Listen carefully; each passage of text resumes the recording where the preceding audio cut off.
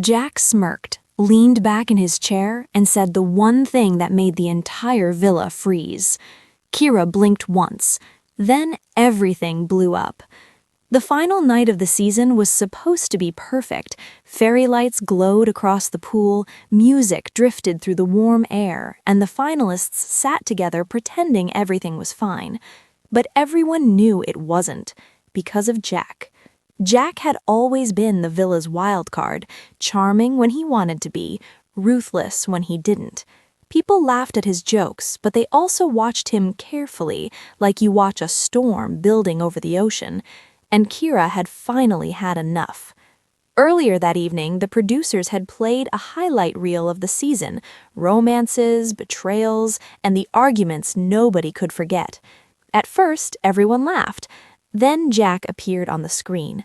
One clip, then another, each one worse than the last.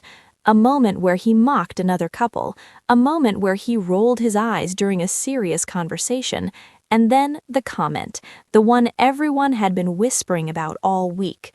On the screen, Jack had leaned toward the boys and said with a grin, "Kyra's playing the game better than anyone. Shame it's not real." The villa fell silent again as the clip ended. Every eye slowly turned toward Kyra. She didn't say anything at first. She just stared at the ground, jaw tight. Jack chuckled. That was his mistake. "Something funny?" Kyra asked. The tone of her voice made the others shift in their seats. Jack shrugged. "It was a joke." "A joke," she repeated. "Yeah, you know, banter." Across the fire pit, people exchanged looks. Nobody believed him. Kyra leaned forward. "No, Jack, let's not do that tonight." Jack's smile faded slightly. "What's that supposed to mean?" "It means," she said calmly, "you don't get to hide behind jokes anymore." A ripple of tension moved through the group. One of the girls quietly whispered, "Oh, wow." Jack crossed his arms. "You're making this way bigger than it is."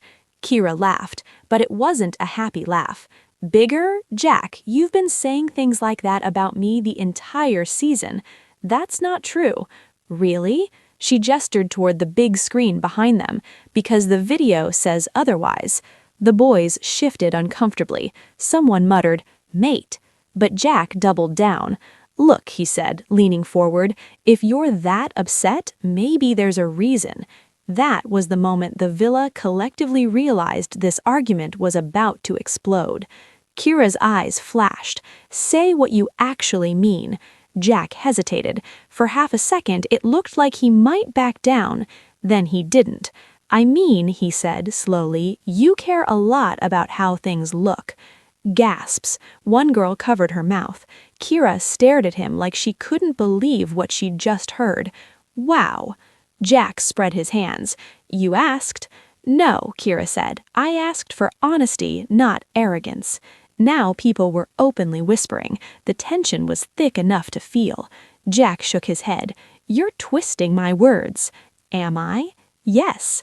Kyra leaned back, folding her arms. "Okay then, let's talk about words."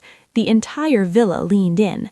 "Every time someone else found happiness, you had something negative to say." Jack rolled his eyes. "There you go again." "And every time someone confronted you," she said, voice sharper now, "you called it a joke." Silence. Jack looked around the fire pit, hoping someone would jump in. Nobody did. Even the boys avoided eye contact. Kyra noticed. "That's the problem, Jack," she said. "You think people won't call you out." His jaw tightened. "You're making me the villain." "No," Kyra replied calmly. "You're doing that yourself." The words landed like a bomb. For the first time all season, Jack had no immediate comeback. The villa held its breath. Finally he laughed, but it sounded forced. "Unbelievable." Kyra tilted her head. "What is?" "That you're turning the finale into this." She nodded slowly. "You're right." Jack looked surprised.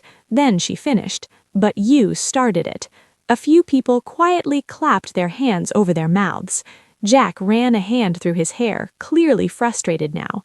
"You know what? Fine. If you want honesty, here it is." The villa tensed again. I think half the people here are pretending. Someone whispered, "Oh no." And you're the best at it. Kyra didn't shout, she didn't cry, she just smiled slightly, and somehow that made it worse. "Thank you," she said. Jack frowned. For what? For proving my point.